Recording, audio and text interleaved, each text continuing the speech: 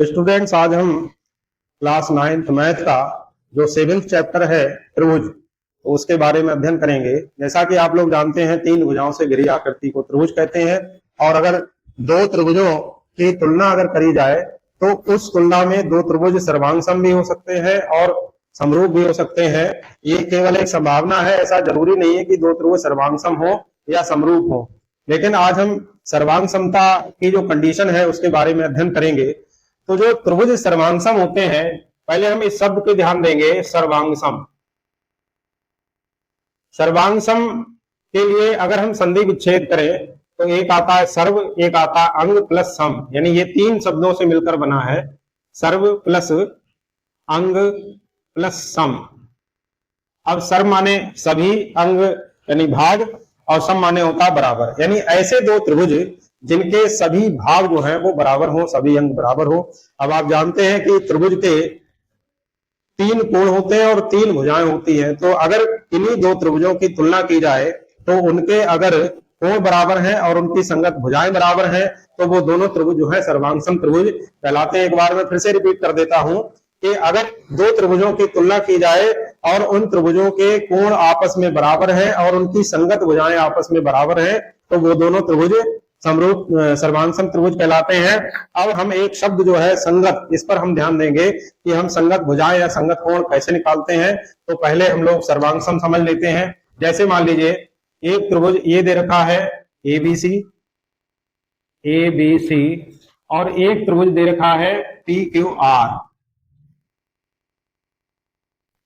तो इसमें ये कोण ए कोण पी के बराबर है, कोण ए बराबर है कोण पी के, कोण बी ये वाला कोण बी है, ये कोण क्यू के बराबर है, और कोण सी ये वाला कोण सी कोण आर के बराबर है। यहां पर दे रखा है कि कोण ए बराबर है कोण पी के, कोण बी बराबर है कोण क्यू के, कोण सी बराबर है कोण आर के।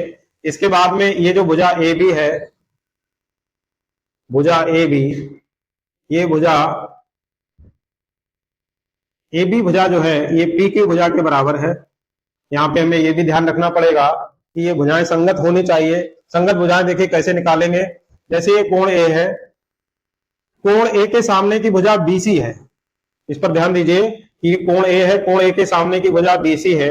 अब जरा इसमें देखेंगे, इस दूसरे त्रिभुज में कोण ए के बराबर कोण पी है। अब कोण पी के सामने की भुजा क्यू आर हो गई तो बीसी की संगत भुजा क्यू आर हो जाएगी। तो भुजा बीसी बराबर भुजा क्यू आर के है।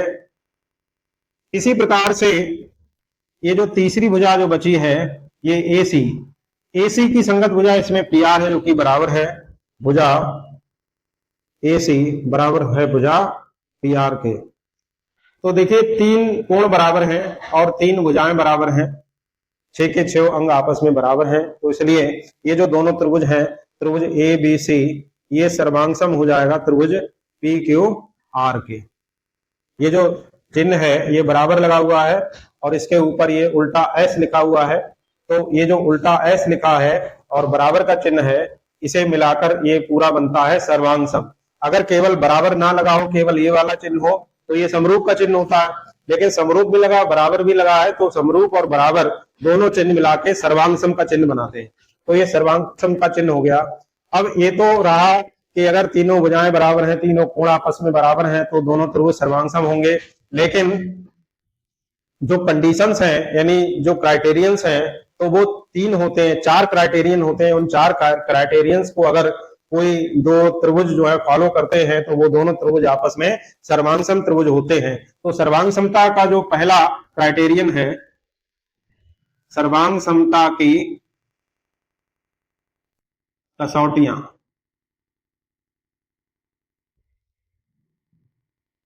Criterion of congruency. तो पहली जो कसौटी है वो है भुजा भुजा भुजा, इसे ट्रिपल एस लिखते हैं, यानी साइड साइड साइड। इसका मतलब यह है कि अगर दो त्रिभुज दिए हैं, अगर उन दोनों त्रिभुजों की सभी भुजाएं आपस में बराबर हैं तो वो दोनों त्रिभुज जो हैं सर्वांग सम होंगे, अर्थात उनके जो बाकी के अंग हैं वो भी बराबर हो जाएंगे। तो इसमें देखिएगा ऐसे करके हम इसे लेकर चलते हैं। एक त्रिभुज है ABC, दूसरा त्रिभुज मान लो है PQR। तो अगर इस त्रिभुज की ये वाली भुजा इस त्रिभुज की इस वाली भुजा के बराबर है, यदि भुजा AB बराबर है भुजा PQ के, भुजा ये वाली भुजा BC भुजा QR के बराबर है, भुजा BC बराबर है भुजा QR के, और तीसरी भुजा AC ये इसके बराबर है, भुजा AC बराबर है भुजा PR के। तो तीनों भुजाएं आपस में बराबर हैं, तो ये दोनों त्रिभुज जो है त्रिभुज ABC ये सर्वांगसम हो जाएगा त्रिभुज PQR के।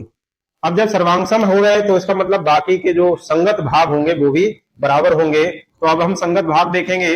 जैसे मान लीजिए ये भुजा और ये भुजा बराबर है, तो इस भुजा के सामने का ये वाला कोण और इस भुजा के सामने का ये वाला कोण ये दोनों आपस में बराबर होंगे। तो लिखेंगे इसलिए कोण C बराबर हो जाएगा कोण R के।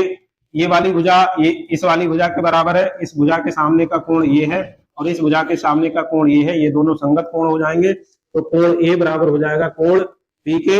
इसी तरीके से ये वाली भुजा इस वाली भुजा के बराबर है, यानी AC बराबर है PR के। अब AC के सामने का कोण B है और इसमें PR के सामने का कोण ये Q है, तो ये दोनों आपस में बराबर हो जाएंगे, यानी कोण B बराबर हो जाएगा कोण R के। ब्रैकेट में हम लिख देते हैं बाई CPCT। ये CPCT का मतलब होता है corresponding parts of congruent triangles. मैं यहाँ पे लिख दे रहा हूं, ये CPCT इसका मतलब है corresponding parts of congruent triangles.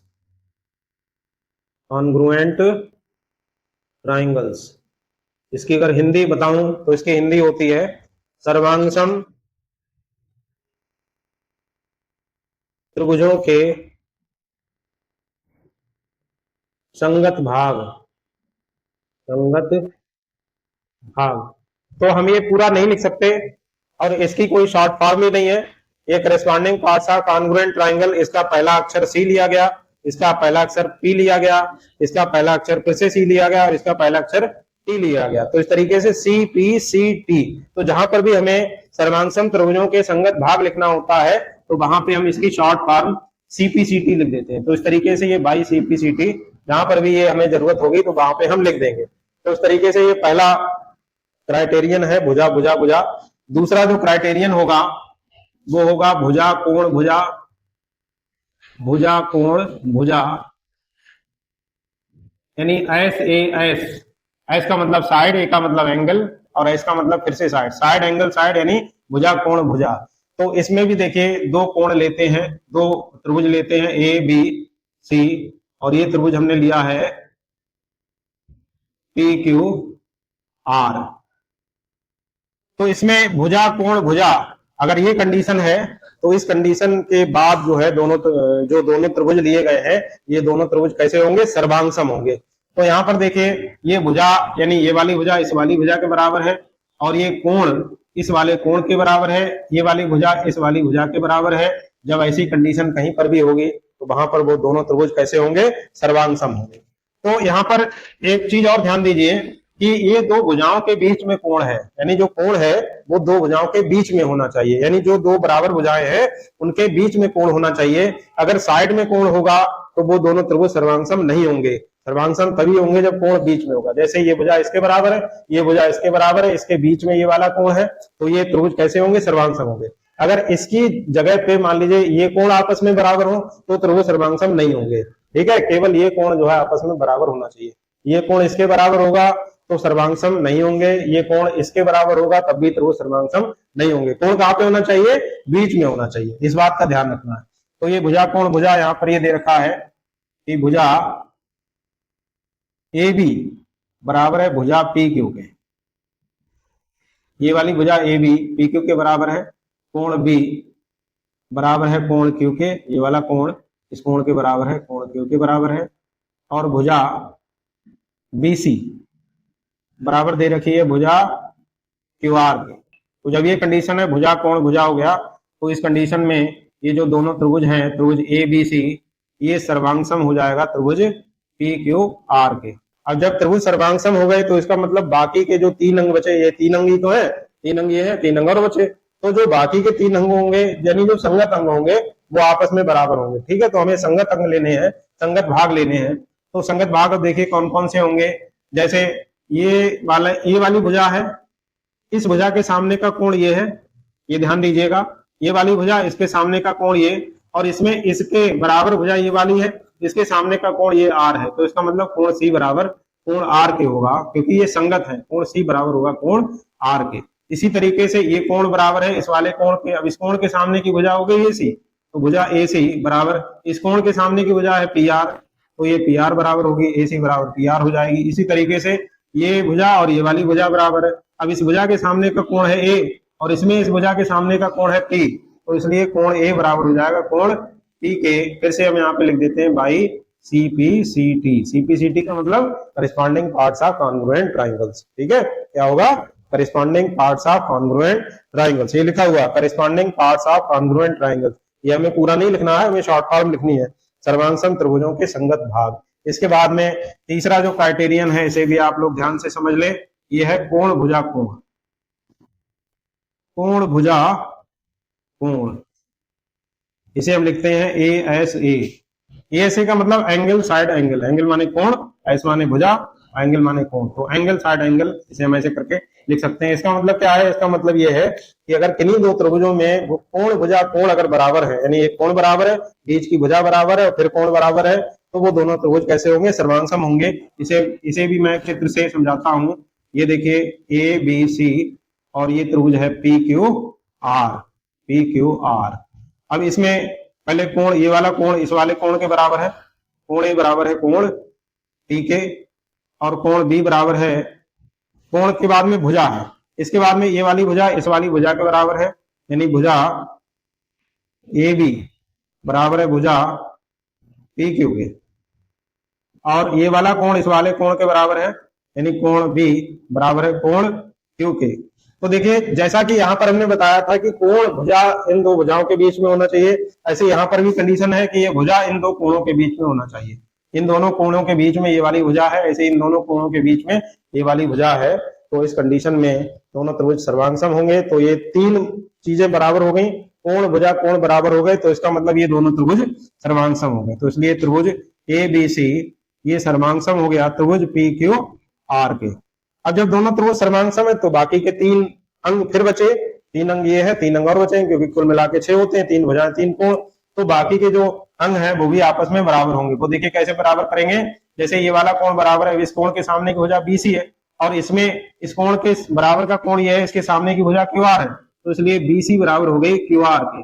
इसी तरीके से ये भुजा बराबर इस वाली भुजा के, इस भुजा के सामने का कोण सी है, तो कोण सी बराबर इसमें इसके सामने का कोण आर है, कोण आर के बराबर हो गया। इसी तरीके से ये वाला कोण बराबर इसके है, इस कोण के सामने की भुजा ए सी हो गई, तो लिखेंगे ए सी, और इसमें इसके सामने की भुजा पी आर हो गई, तो बराबर लिखेंगे पी आर। इसमें भी हम लिख देंगे by C P C T.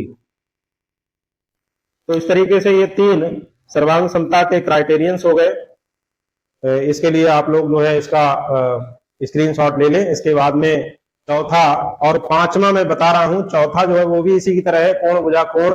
इसमें जरूरी नहीं कि भुजा बीच में हो, अगर दो एंगल बराबर है, एक भुजा बराबर है, कोई से भी दो एंगल बराबर है और भुजा बराबर है, तब भी वो दोनों त्रिभुज जो है वो सर्वांगसम त्रिभुज होते हैं। ये चौथा क्राइटेरियन मैं बताने जा रहा हूं, इससे पहले आप लोग स्क्रीनशॉट ले लीजिए। तो स्टूडेंट्स अब हम बढ़ते हैं चौथे क्राइटेरियन की तरफ, कोण कोण भुजा।